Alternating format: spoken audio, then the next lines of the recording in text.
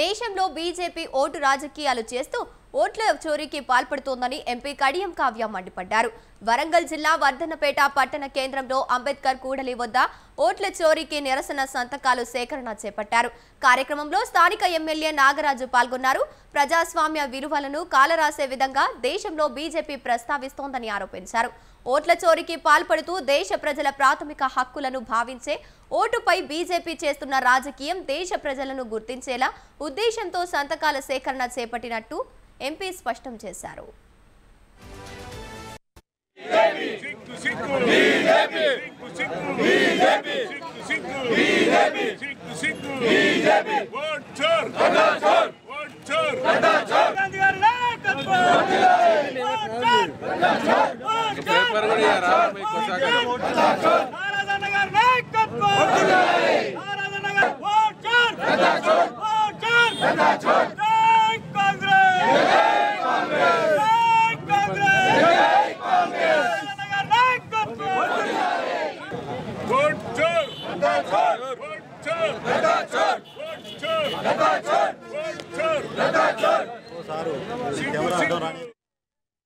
ప్రభుత్వం ఏర్పడడానికి బీజేపీ మేము 400 సీట్లు దాటుతామన్నారు, కానీ వాళ్ళు దాటలేదు.